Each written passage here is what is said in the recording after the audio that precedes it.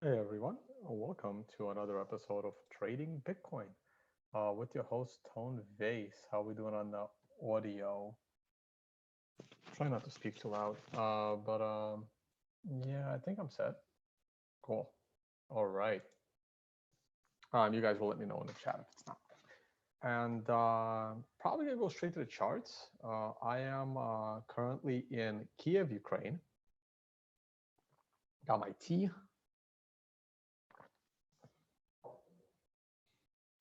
Haven't done a trading Bitcoin video in a while, so needed to get one done. Not much to say about Bitcoin, so that part might be quick. Don't throw your questions in yet, though I do have two monitors right now, also running on battery power, so the battery life will limit me to a reasonable time length of this video. All right, let's just go to screen share.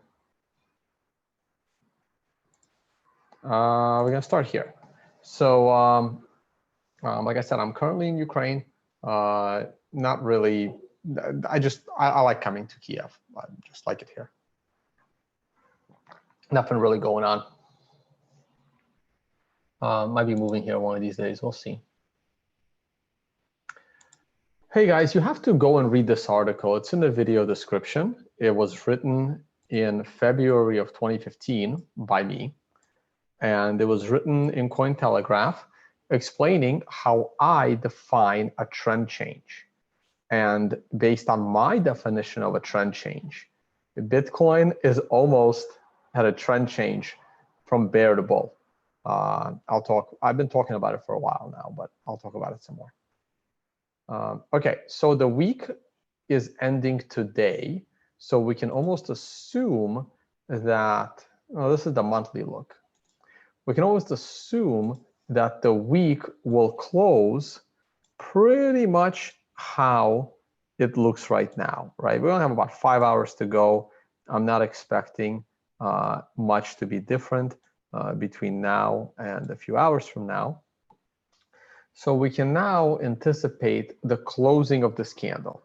So at this point, the only thing I'm looking for in the close of this candle, and I'm not even sure if it's all that relevant, is whether we're going to close above or below the 38% Fibonacci. Why? No, it's the 50% Fibonacci.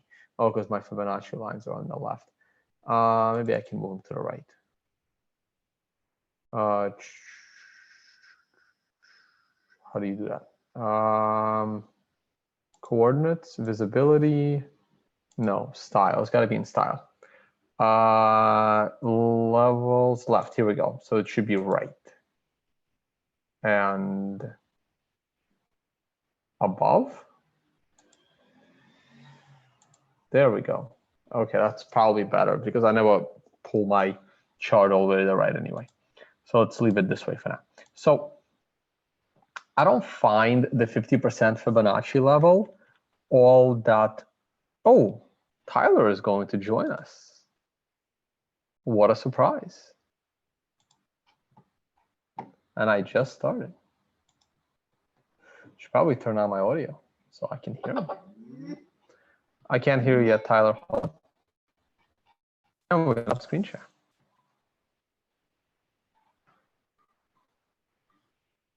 How's that? I don't hear you yet, but it's probably my problem. Hold on. It is my problem. Let's try now. Sorry to jump on so quickly. I just saw your message. Oh yeah, no. I usually tell you guys with about 5 minutes to spare. It's like, hey, I'm going live. Anyone interested? Well, I really wanted to hear what you have to say today because it looks very critical to me right here. I don't have much to say, but let's just jump right into the charts. So I saw your last video. Man, you guys are still trying to figure out the stop and reverse points, huh? It is tough, very, very tough. But I think we're getting close. I think in the next day or so, we've had like 15 people send us the original work of Wells Wilder Jr. And then we've looked at a bunch of other exchanges. Everybody does it differently. And that was a critical error, I think, on TradingView's point, because it did take out that stop and reverse point if it was calculated correctly. So we're still trying to get to the bottom of it. Yeah, no, and it was like I didn't mean to send you down that rabbit hole, but it was I'm glad you did, because now I'm wondering about a lot of these calculations. We just assume they're all correct, you know. like sometimes you look at, like, I've seen so many I've seen so many charts, and like I'm at a point where if something doesn't look or feel right, it probably isn't. Yeah, you're exactly right. Well, today, if we can pull up the 1 hour chart on Bitcoin, you'll see that we rejected twice right at the stop and reverse. Or no, this was at the setup trend line. I mean, precisely, and then turned it down. It was really interesting. Well, I know the setup trend line is accurate because that's my code. Well, exactly. I didn't write it, but like somebody wrote it for me. Let me see. I haven't had a chance to look at charts much. I want to talk to you about this triangle. Yeah, good. I want to get into that too, because I'm this close to saying we're going to break out to the upside in a big way, and I've got to make some decisions on the close today.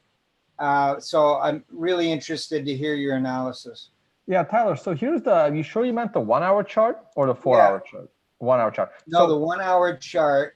But it's probably on a different exchange because I don't have any 9s. Oh, wow. You guys are using Coinbase, aren't you?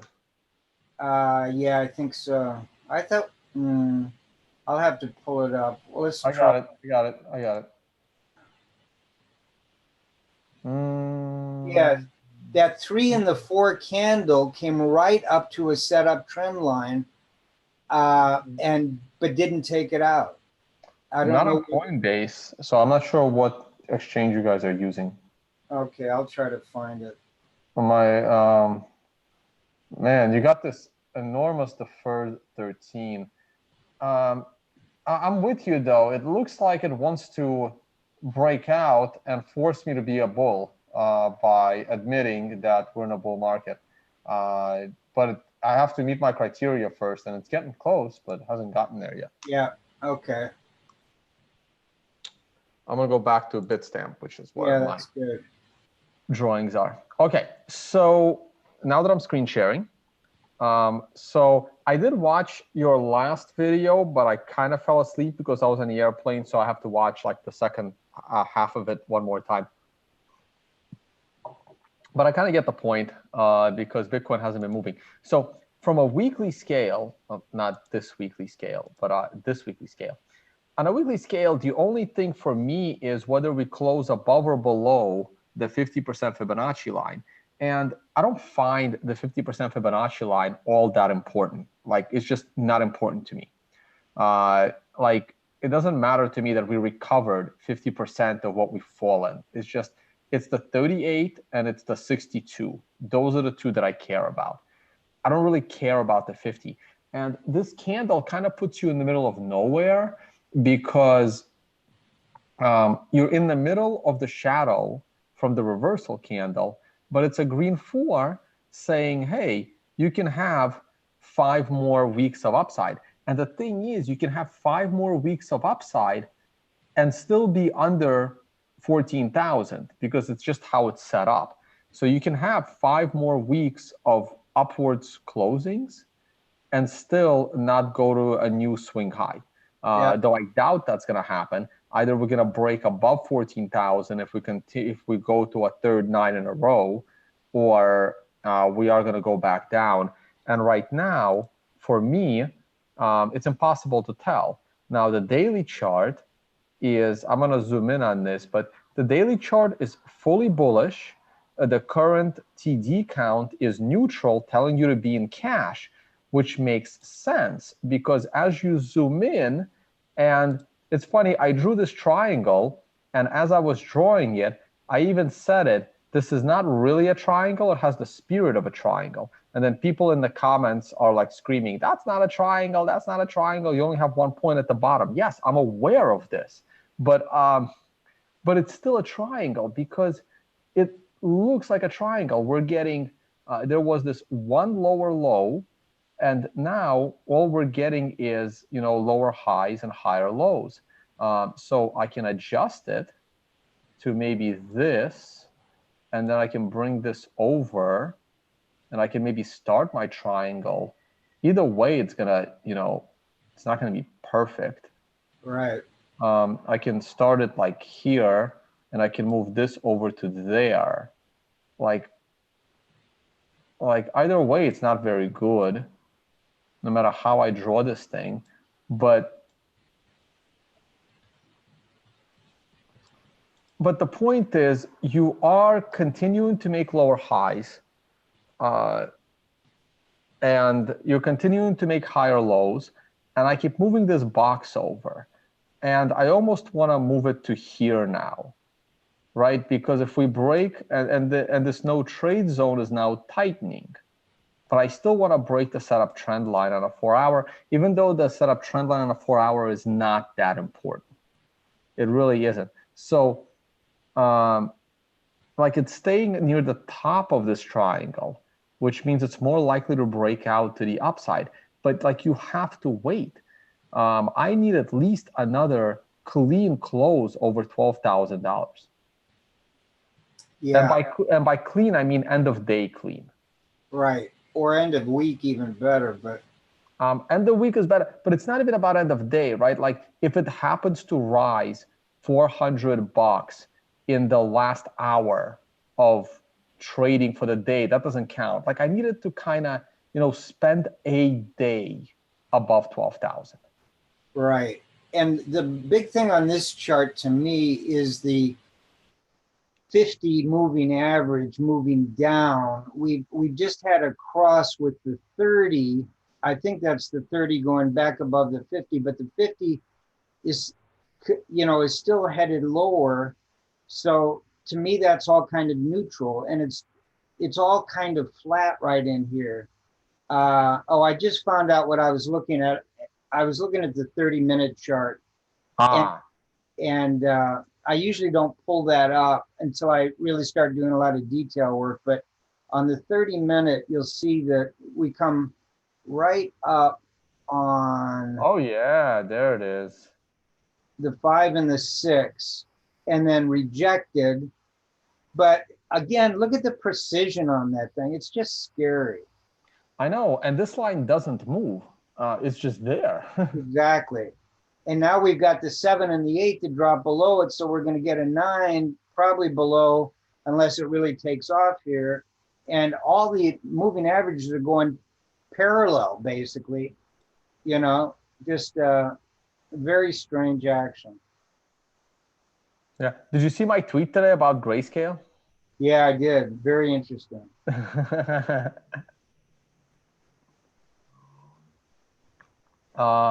Okay, that's not interesting. So, yeah, like I think Ugly Goat wrote an article about Ethereum. I know he told me he was going to write it. I don't know if he did. And he really thinks that it's about to just get annihilated.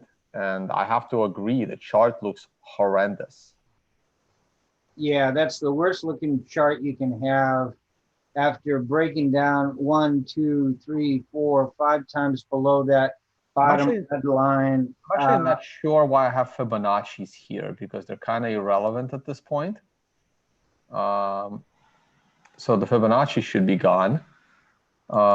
This line got broken and it crashed, so I can delete that. This line got broken and it crashed, we can delete that. Now we're breaking this line, and it's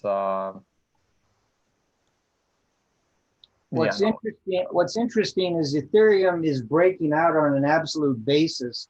Just in the last hour or two, a bunch of people were following that, not against Bitcoin, but just against the US dollar. And that has been a pretty good leading indicator for up moves in Bitcoin, particularly if Bitcoin's going to remain.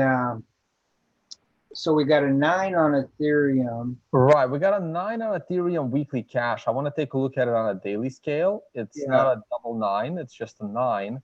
It had a 9 before, and that's a reversal candle last week. So Ethereum cash is not looking very good.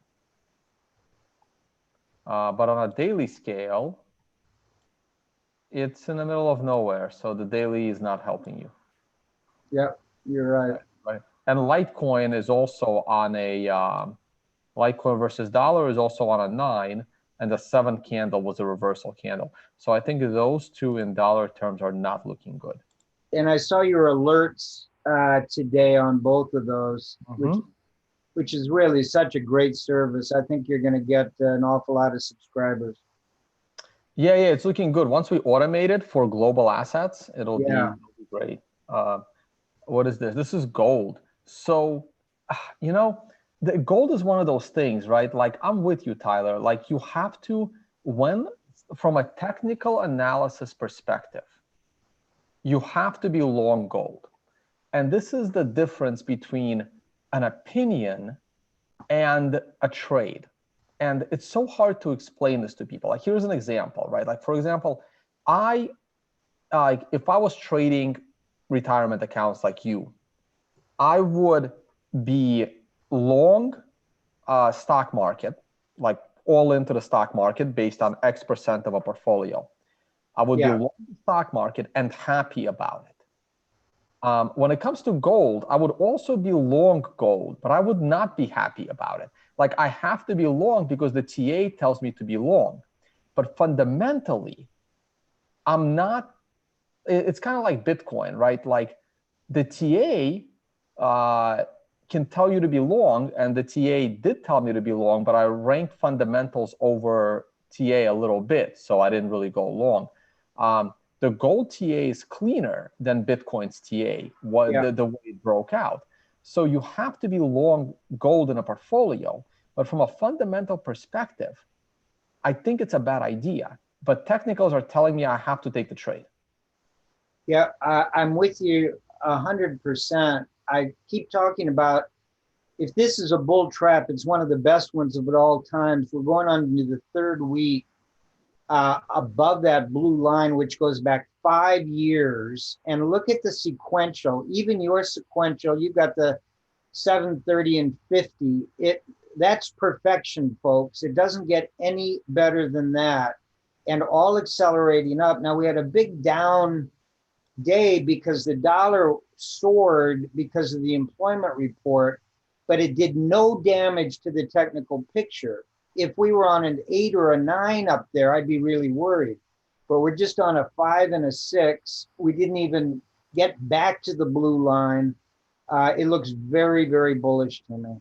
I'm with you, but on a daily scale, TD topped it perfectly. Yeah, sure did. And it just flattened it out for the next 6 days, 7 days. So technically, it's a double top on a daily. Like, my problem with gold is this. I think gold has gotten, again, how do you explain this, right? Like, Bitcoin doesn't suffer this problem. Like, Bitcoin doesn't care what American economics are. Bitcoin doesn't care what the world thinks of the US dollar on a certain day. But the price of gold, I mean, if I go back to the weekly, right, and I zoom out, I think back in somewhere between the year 2000, like during this entire bull run, and then during the, like basically between the year, actually, I think throughout gold's lifetime, since between 1970 and until about 2018, the price of gold was independent of US politics. Now, the conspiracy theorists and those that think that the government and the banks are colluding to suppress the price of gold will disagree with me. But I think that the price of gold was independent of US politics until around 2018. And I don't know why, but it moved on its own. But since 2018, not even 20, actually a little earlier than that, because one of my futures portfolios got crushed in 2015 because of something Janet Yellen said and didn't do. So since around like 2014, 2015, the price of gold has basically been dependent and leashed to US global and government policies. I agree with you. I sort of assume, and I have no evidence for it, that that politics and the central bank and U.S. Treasury and the U.S. dollar are closely linked since the 06, 07, 08 problem. It started to get linked after 2001, 2, and 3 because the Fed started doing things they had never done before. But then following 06, 07, 08, 09, where people just can't understand unless you study it carefully how close we came to a real global meltdown. A lot of people think we went through that, but we didn't. You know, it's true the markets were down 50% and the NASDAQ was down 80% and real estate dropped 25% in a lot of places and people were crushed around the world. But what people don't understand is we never fell over the brink because of what the Fed did with all these new policies. And it just seems logical to me that one of those policies that they don't talk about publicly is making sure that not only stock prices go up and there's a recovery by keeping interest rates very, very low, but also making sure that the dollar remains very, very strong. And that makes it difficult for things like gold or other currencies around the world to get any kind of traction. And so I agree with you, but I don't know what the explanation is. And I hate to be a conspiracy theorist. And I don't think it's a conspiracy. I think if I was sitting down there trying to make decisions and I knew how close we came to losing it worldwide, that I would pull out all the stops to try to affect the kind of changes that will assure that at least the US economy, if not all the others, but at least the US economy, US dollar, productivity, GDP growth, interest rates, and inflation are under some sort of control by policymakers. And we all know that the Federal Reserve doesn't have that kind of power. All they can do is play around with the Fed funds rate, legally speaking. And now they can do some other stuff by buying bonds and TARPs and you know, all these other programs that were never imagined that they would have that kind of power, but they do have that power. And the other thing is the rally we've seen in the stock market with the V bottom going all the way back to December of last year was completely Fed driven. Fed driven on the downside because they made policy mistakes saying they were going to keep raising rates, and Fed driven on the upside when they said we were just kidding everybody, no more rate increases. And we've gone in that V pattern, very unusual pattern, straight up. Yeah, no, I'm with you. We'll get to stocks in 1 second. I'm just looking at oil here. Oil is in a bearish posture to me, but it's making a similar like weird triangle like Bitcoin is. Yeah, it is. And we do have the long-term moving average still moving down, but the others are trying to get up to it. But we need prices to get above 60 and hold them to be able to accomplish that. We do have lows above lows, but we also have highs below highs, and that's always a dangerous situation. I agree with you. It's much more bearish than it is bullish, and unusual because of gold breaking out to the upside. So again, if you take a look at lumber and copper, you'll see a very similar picture to the one you're looking at in oil. You look at gold and it's nowhere, doesn't look anything like that. Gold is moving in its own world right here. Right, but that's the thing. To me, gold is not moving in its own world. Gold is just a dependent child of US monetary policy. And oil still has, you know, a lot of global trade and a lot of independent demand not to care about US monetary policy. And not only that, but China, Russia, Iran have done everything they can to separate oil prices from the dollar. And they've been pretty darn successful. A lot of trade in oil does not take place in US dollars. Right. And that's actually been for a while now. People just don't want to believe it because, again, they want to have a conspiracy theory over the petrodollar. All right. Not going to get into that. But oil is simple to me. If oil breaks this Fibonacci line the second time, I am very bullish oil, and that would be a little bit against my fundamentals on oil because I think oil should be a lot cheaper.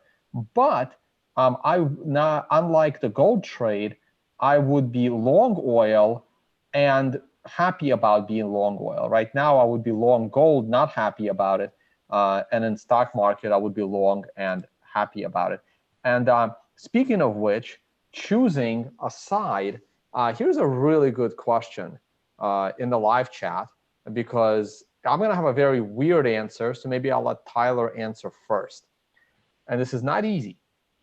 Tyler, which scenario do you think would be healthier for the long-term success of Bitcoin?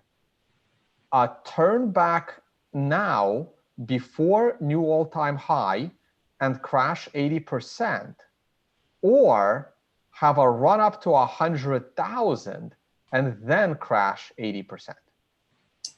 To me, it would be it's a great question, but the unsaid part of that has to do with the altcoins.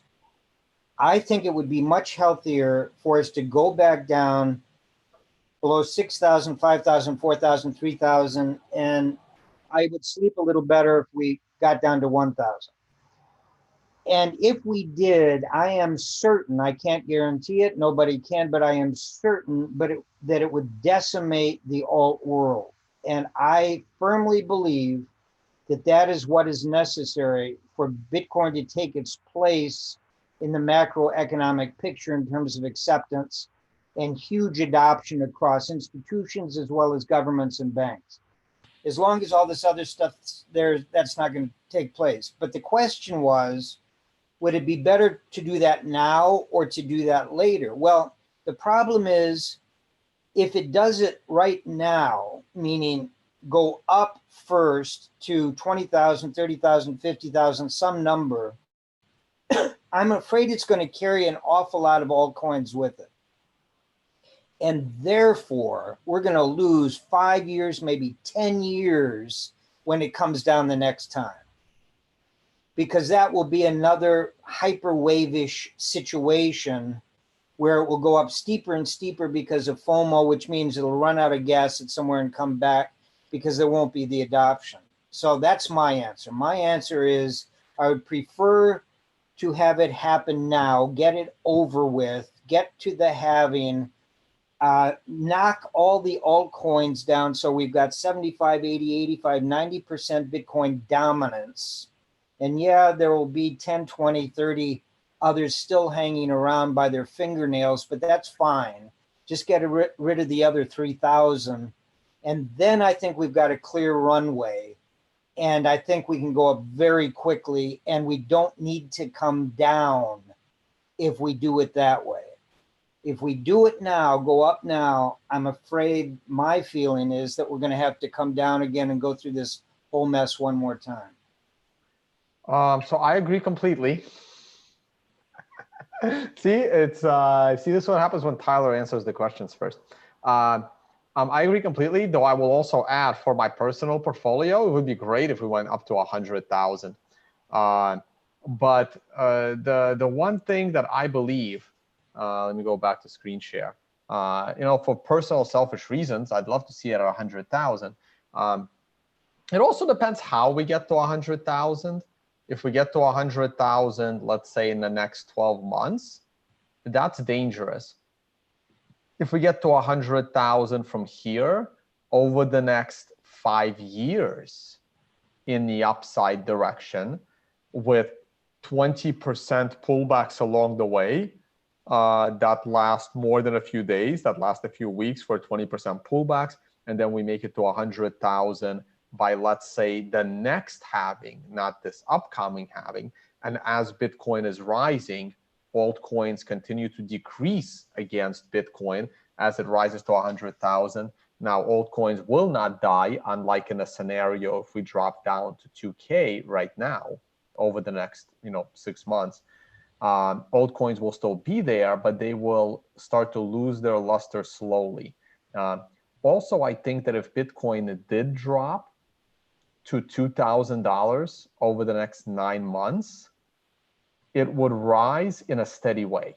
I mean, basically, I'm trying to think of an example. What does it mean to rise in a steady way, right?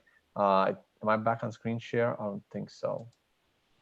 Hold on.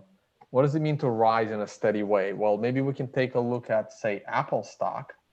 By the way, did you see this, the Titan example? My God. Yeah, isn't that unbelievable? I'm actually curious how it trades this week.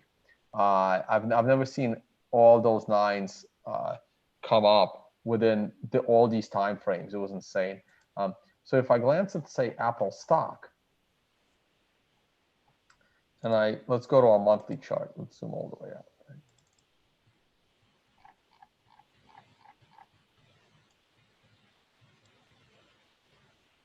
I mean, here's a chart of Apple stock, since 2004. And sure, it had its pullbacks, right? But look, here is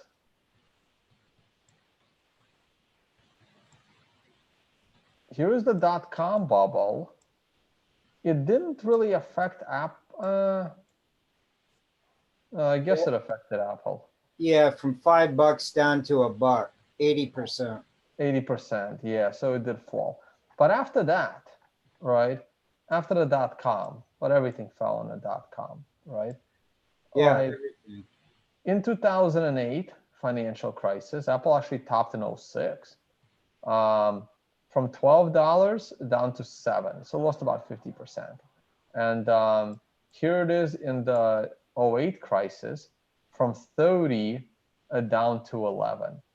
But it's a good, healthy rise. And Apple's been doing this since 2004, just going up and up and up. Though I do think its days are numbered. I don't think Apple's been innovating. The sales are down. Take a look at the each correction down to the 50 moving average. Just remarkable.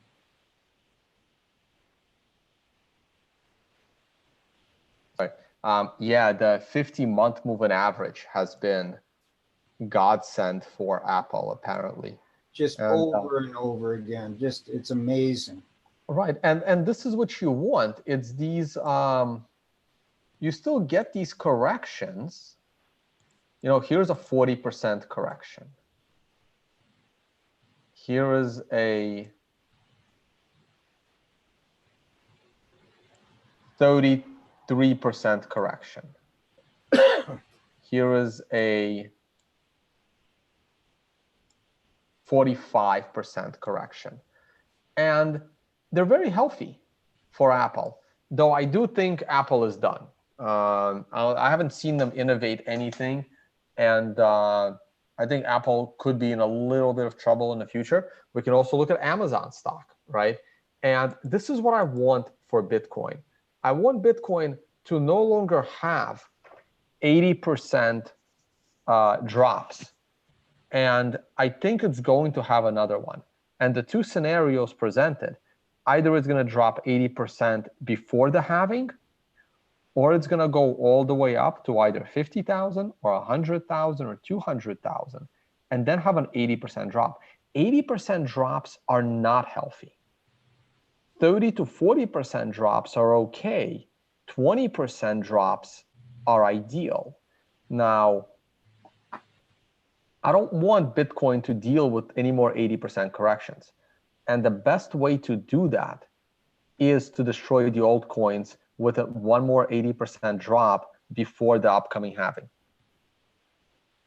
I agree. I agree completely. And unfortunately, that's just, mythology. It makes sense to me, but it hasn't occurred yet. And just the opposite has occurred, which is more and more and more altcoins every year that goes by. And it's true that we lose some of them, but so few that it doesn't make any difference.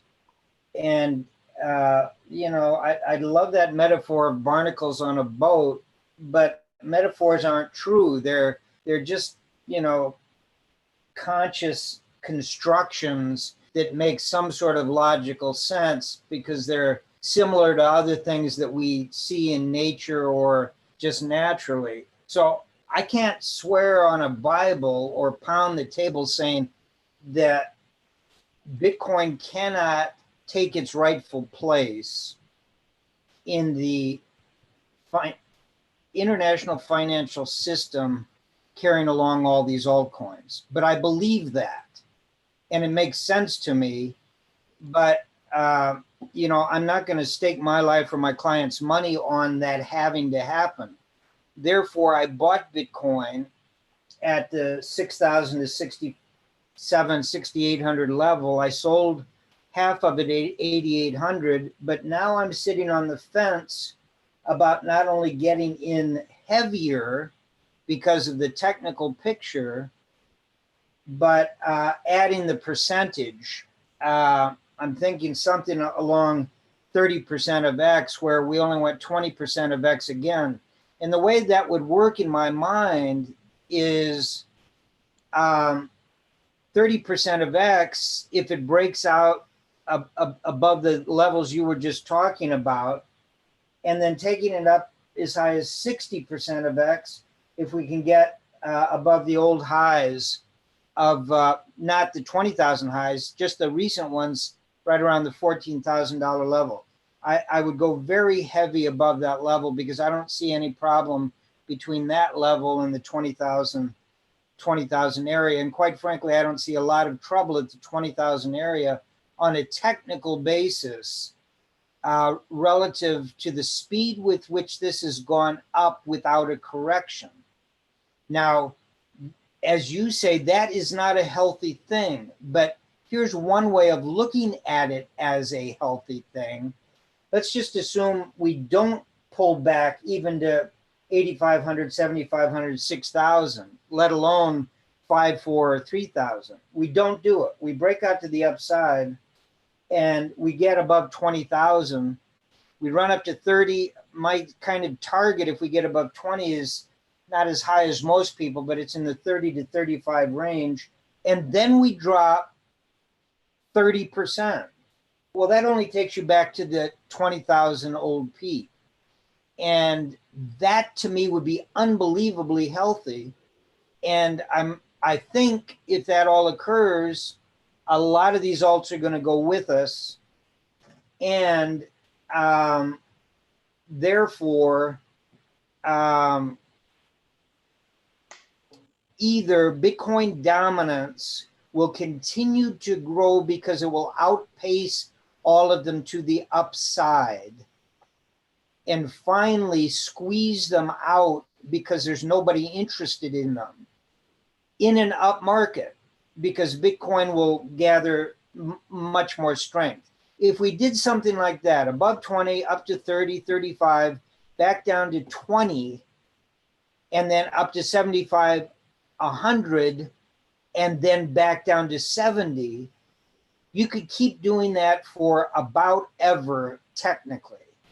We've seen that with the chart you're looking at now, like on Apple and on Amazon and on Google. And Google is not a great example because it's struggling compared to these other ones. But what I'm saying is, across asset classes, you and I both know that what we just looked at that Amazon chart is the healthiest kind of growth there is, punctuated by scary drops, but they're not so scary they go down 50, 60, 70, 80%. As long as we keep doing that 60, 70, 80% kind of nonsense that we've done 3 times now in the Bitcoin world, it's not ready for prime time, basically. But I'm not saying it's not ready right now. Maybe it is.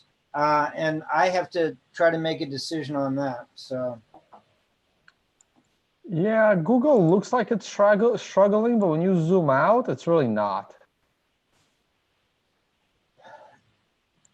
Yeah, it's only on this last run up where all the Amazons, even the Apples, you know, they're beginning to make a move, and Google is kind of hanging around trying to figure out what to do. Even Facebook and Netflix. Netflix is a great, I know you like Netflix technically right now, and I do too. And the reason is it V-bottomed along with the market. It did not make it back to the top, but this recent correction only took us down to the 50, and it held like a rock.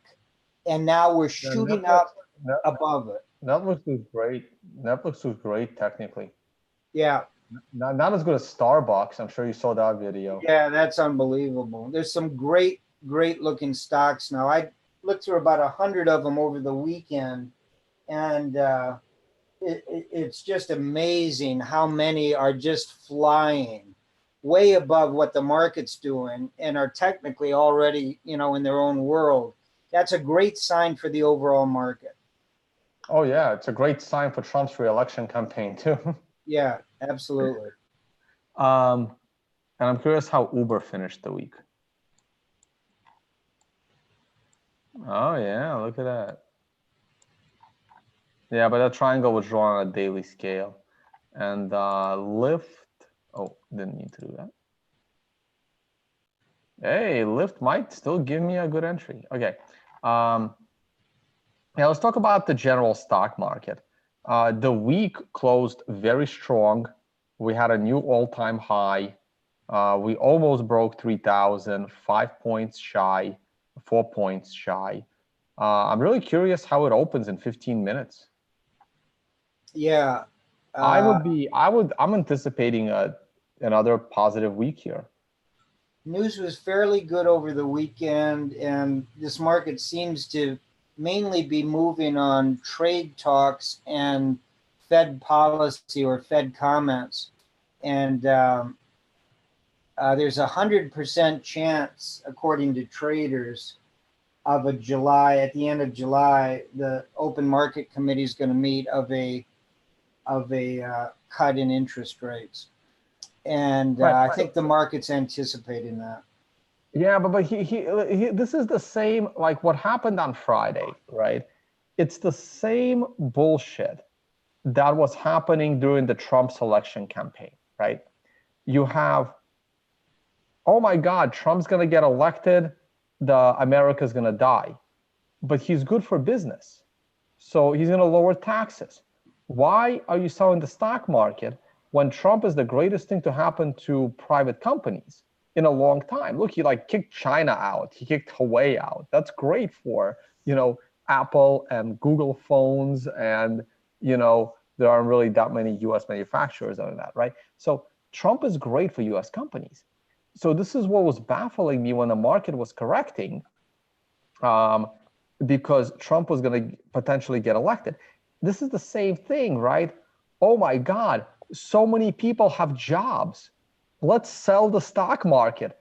How dumb is that? If all these people have jobs, that means these companies are profitable. Why are you selling their stock? That's exactly right. And That's exactly right. And like in the afternoon, I think people realize that, wait a minute, why am I being an idiot? Why am I selling a company who's doing so well? They're hiring more people than we anticipated. That's exactly right. And you know what's beginning to happen that I didn't realize till yesterday? I went through a bunch of the other countries' stock markets. They're beginning to come along with the US market. They didn't do it in the two previous tries in 2018, but they are doing it now. Japan's still not all that great, but take a look at the UK, and a lot of the European stock markets are perking up finally, and that's a great sign. So I don't really have any more to add unless I start going through stocks. I mean, there's not much we can say about Bitcoin, guys. I mean, for me, I drew this weird looking triangle on a 4-hour chart. And I mean, we keep getting lower highs. So all we have to do is crack one of them. But I'm going to leave my little box where it was. I'm going to need Bitcoin to go above this red box. And then, I mean, it's my trend change. I mean, the only thing I'm missing is based on this article that I wrote a long time ago, and I had these views long before I wrote this article, is look, we went up significantly off the low. We pulled back my minimum of 30%, barely by like 0.5%. We got it. And now we have to break the last swing high. And the last swing high is at $14,000. Now, I think if we can go and close above 12 and a half, it's almost inevitable that 14 will break. So I will prematurely call a trend change. I'm supposed to wait until 14,000, but that's kind of pushing it because, see, I think, Tyler, I think the reason why a lot of people are upset with my views is that a lot of people started watching me like in 2018. And in my brain, because I went bearish and warned everyone that Bitcoin is going to fall and fall hard, while the price of Bitcoin was above $15,000 back in January of 2017, and you were bearish before me, I just don't think you had a channel to display your views. We hadn't even started it until so I went bearish at approximately 15 and a half thousand. So as long as I become a bull before 14,000, I'm happy about that, you know, like as long as but that's me, right? Like a lot of people didn't believe that Bitcoin can fall below 15,000 and it fell all the way to 3. So I thought it should have fallen further. My TA was telling me it should have fallen further. Fundamental analysis told me it should have fallen further. But hey, if it wants to go up, it'll go up, right? So if my TA becomes bullish, I'll be a bull. And the only thing I have to be careful of is, you know, we go up to 15,000 and then we go down to 3. And I'll always be conscious of that because I just don't like how Bitcoin bottomed. And I don't like how it's moved up since it bottomed. It just doesn't feel right and natural to me. And it's the same feeling that when I saw the SARs and I'm like, something just doesn't look right. Yeah, well, I agree completely. And I don't want anyone to get the impression that I've concluded that we must go up from here. Quite the opposite. If I had to put odds on it, I'd say it's less than 20% that I think it is going to break out up above the 12.5 and run back to 14 and then higher. I think there's a 4 in 5 chance, 80%, that we are going to head lower. I want to buy it somewhere around 7,500 to 8,500, but I don't want to buy all of it there. I'll start buying between those. I'll add to positions, and then down in the low 6s, I'd love to add and have a substantial position, bigger than the one we had before, if it gets there. I'm not saying it's going to get there. I don't know. I don't know what tonight's going to bring, let alone tomorrow and the week and the month after. But those are the two scenarios. And the first scenario, the bullish scenario, I have only recently come to that conclusion.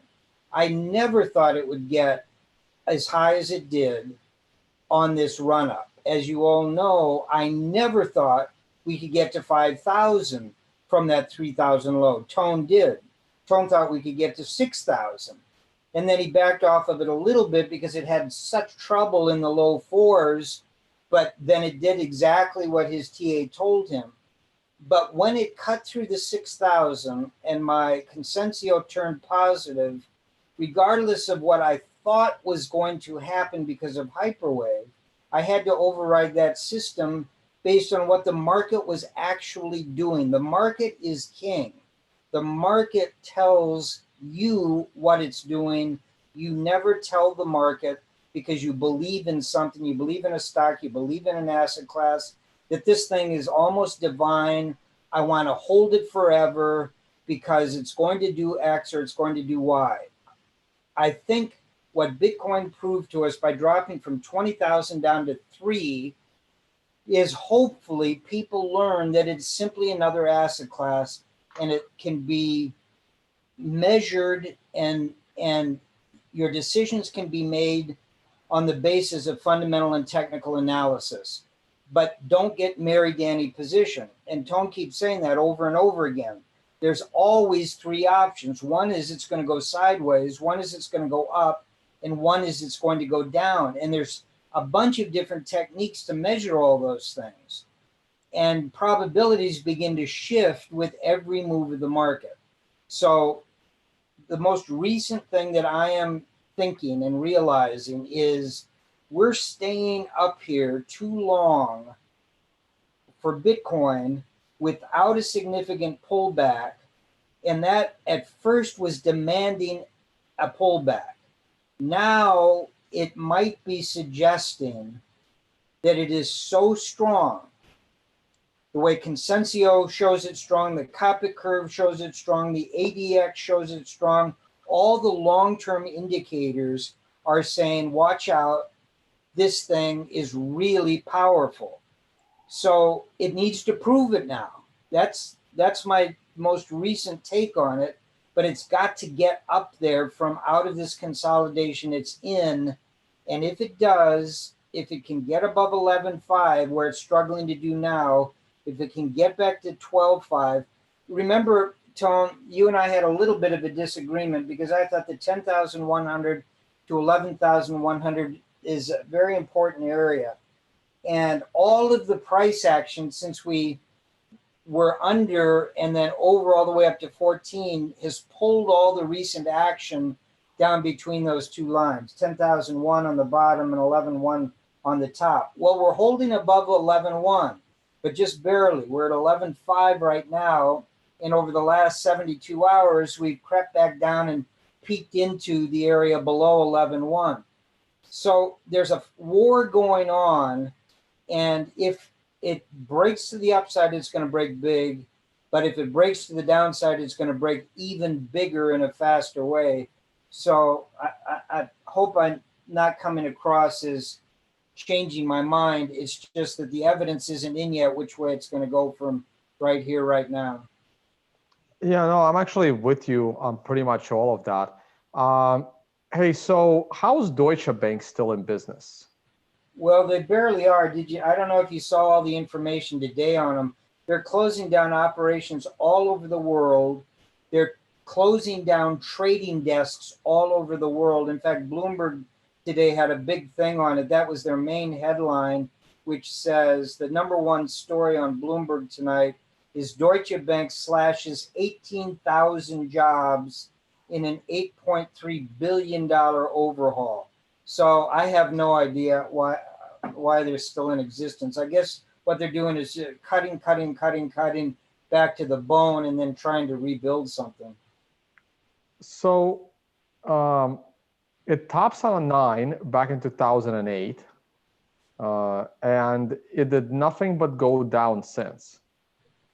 It never really recovered.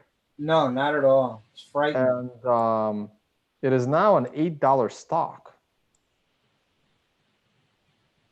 And now I understand why, wait a minute, they cut those jobs since, or this weekend? So it's not priced in yet. Over the weekend it was announced, plus another 2 or 3 announcements about closing down things in Australia and in Hong Kong and I wouldn't be surprised if their stock pops this week, because when a company cuts a lot of jobs, that means they get to save a lot of money. Right. And they generally become more efficient. And because it's the banking sector, which never really rehabilitated since the crash, it still has a lot of dead weight. So the company that you don't want to see cut jobs is like Netflix or Google or Amazon. You don't want to see the latest and hottest sector cutting jobs. But if it's, let's say, GM, you want them to cut jobs. Like you want them to eliminate all those people that have been like it's more efficient for the company. So Yeah. I think Deutsche Bank is screwed. It also reversed right off of sequential 13, and Wall Street loves that. I think Deutsche Bank is screwed, and I think it's too big to be bought out by anyone. So I think, I mean, I think Europe is coming into the inevitable collapse of the euro, and it could be great. Like, so not great, but like, I think the collapse of Deutsche Bank will kind of fall. There'll be like a horrible month or quarter or year for Europe where Germany can no longer keep everybody up. And I don't know what exactly is going to happen. Its possibility is the euro will break up, or they will have a giant overhaul. And the question is Europe going to go more in the socialist direction, if that's possible, or more into a capitalist direction? And nobody really knows. And I think Europe is going to implode in one way or another. The euro may or may not survive. And during that disaster, either is going to be caused by Deutsche Bank implosion, or Deutsche Bank will be the casualty of the implosion. But either way, it's going to be like a chicken or the egg situation. The Deutsche Bank caused the first domino to fall in some kind of European financial crisis and social crisis, or is the breakup of the euro caused the inevitable collapse of Deutsche Bank and other insolvent banks? We should do a show where we look at European country stocks, but also European banks, throughout Italy and Portugal and Spain and Turkey and the big ones, Germany, France, and the UK, just to get a sense of what's actually going on there. Because all of a sudden, Johnson looks like he's a shoo-in to be the new PM. It's an 80-20 kind of a voting, it looks like. And he wants to get out of the EU without any kind of an agreement. He's willing to walk away just the way it is. Wait. Tyler, I have been so like outside of European politics. Johnson, PM of what? The UK. May had to step down. And now the question is, who's going to replace her? And there's two people that are it's going to be voted on, I think, this Tuesday, if I'm not wrong. And the one guy, his name is Boris Johnson. I believe it's Boris Johnson,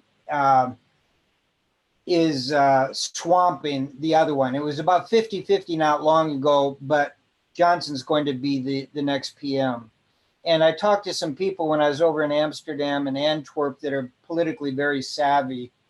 And they think he's crazy, but he's probably going to be very effective. And effective meaning he's kind of Trumpian in a way. Don't expect him to do what's politically correct or polite. So that big things are going on. I want to glance at Litecoin. People are saying that it's pumping. I'm curious. Yeah, both Litecoin and Ethereum, people were saying were moving. I also don't trust the people in the chat because they say shit just to get me to look at it. This is why I hate looking at the chat. Whoever told me Litecoin is pumping, can one of the admins please ban this guy permanently, because Litecoin is not pumping. And it bothers me if you trick me to go look at something. So whoever wrote Litecoin's pumping, admins, there's a bunch of you now, ban that guy. Try the 4 hours, see if there's anything there. Yeah, Litecoin is really, really pumping. Yeah, it is going to the moon. Yeah. Oh, that's Litecoin Bitcoin. Yeah. Well, I mean, that's the one I really care about. But I would have given him the benefit of the doubt if Litecoin has gone up, you know, more than $2 today. Right.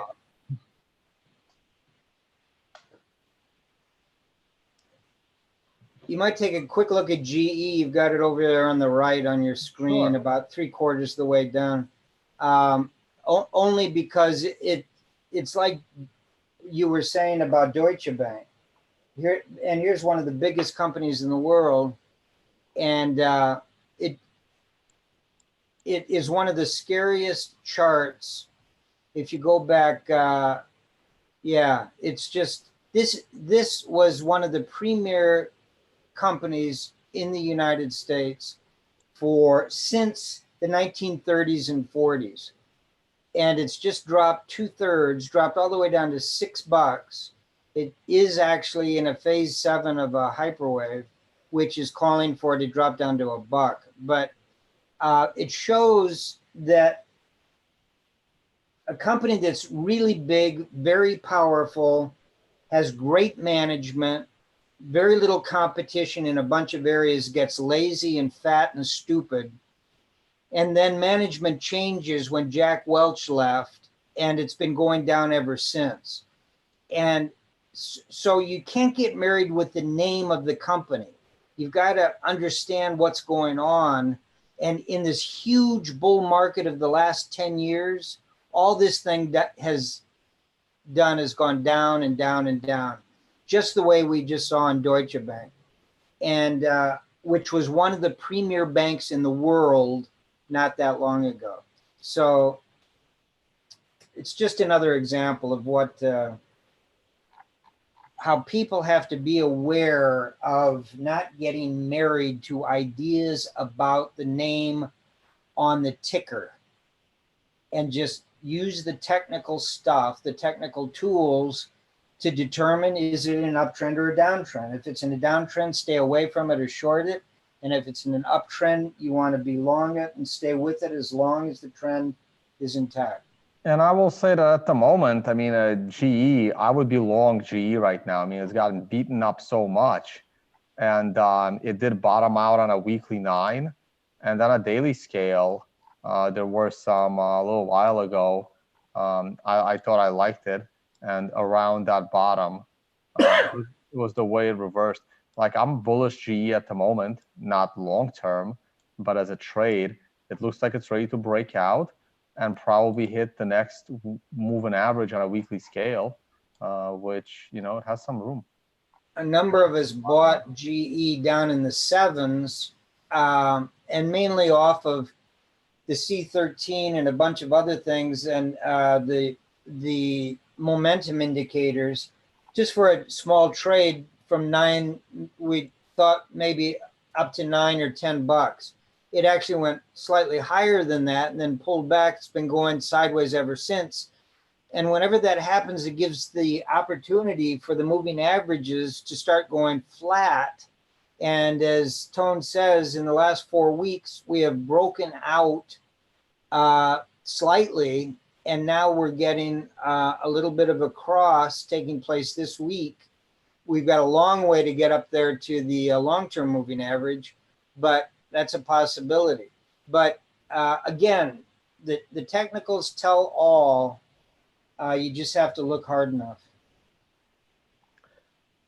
So people in the chat keep asking me if I voted for Trump. You know, if all you have to do is Google Tone Vase and look at my Twitter around the time of the election. I took a picture of the ballot that I submitted, and I tweeted it out. Of course I voted for Trump. Who else was I going to vote for in that election? I don't think I need to vote for Trump again. He's just going to win in a landslide. So it's totally irrelevant this time around. And I wore my Make Bitcoin Great Again hat, and people thought it was a, you know, Make America Great Again hat at the polling booth. That was fun. Well, I was on with Ugly last night at 1 o'clock in the morning, my time, which was only 10 o'clock his time. but then Daisy joined us and Zizo joined us, promoting his cruise that I will be going on in September. And that was nuts. And I'm still groggy from it. I only got about 4 hours sleep last night. Oh boy, yeah, I need to catch that episode. No, we're gonna wrap this up because my battery's going low. Good. I'm on a delayed quote for S&P futures. I can go to like investing.com or something. Investing.com. Yeah, they start trading what at 6 Eastern time? Yeah, so they just started trading 7 minutes ago. I'm just curious if we're up or down. Let me see. God. My trading views got it. They don't like my ad blocker. Jesus Christ.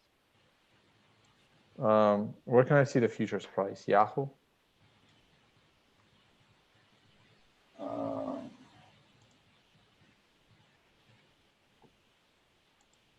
I'll just punch in yes. 1. Or is this the futures?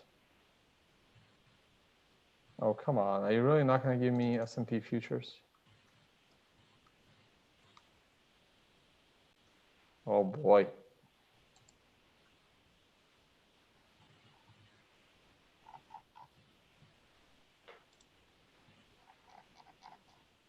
Yeah, it doesn't look like it's moving. It looks flat if it is. I'll turn off my ad blocker. And she's a can't spell. Investing.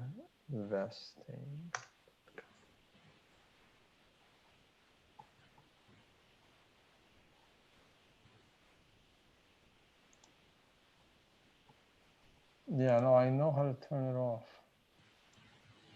Jeez, hold on.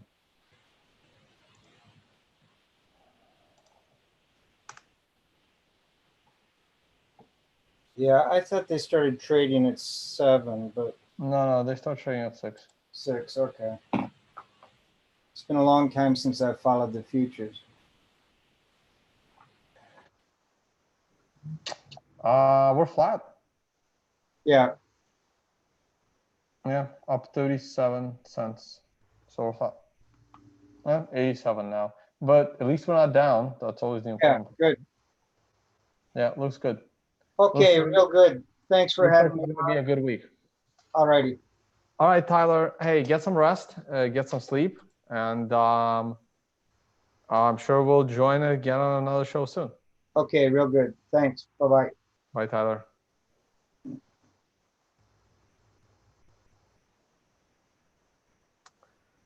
All right, guys, we're saying goodbye to Tyler. And yeah, pretty much going to wrap it up. Not much I can say about Bitcoin other than what was already said. Yeah, let's hope all the shitcoins will continue to drop against Bitcoin. Once again, I have a couple of workshops coming up. I have a webinar this upcoming Sunday. It's a week from today. It's going to be about entries, exits, and stop losses. I will be in Prague when I do this. There will be a meetup in Prague. I will send you guys details on that. Once it's finalized, I'll be speaking at a meetup probably on this Friday coming up. I'll get to Prague on Friday and I'll speak at a meetup. I'll do a physical workshop in Dallas, Texas, and then you can still purchase the on-demand stuff. If you like this channel and want to support this channel, please check out the affiliate page. Haven't really mentioned this in a long time, but hey, if you're going to subscribe to TradingView or any other products or services, please use the link. I had to take down the Amazon links for now because Amazon dumped me as an affiliate, but I'm going to bring those links back even without the affiliate program. If you guys want to, curious about what equipment I'm using, electronics and stuff like that. Okay. But yeah, please check out the affiliate page to support. If you want to learn trading, check out the Learn Trading section.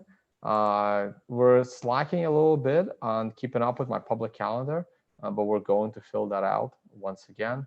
And if you're only interested in using the indicator, there is a whole indicator section. All right, guys. Time to say goodbye. Thank you, Tyler, once again for joining me on the show. And I will see you all on the next one. Bye, guys.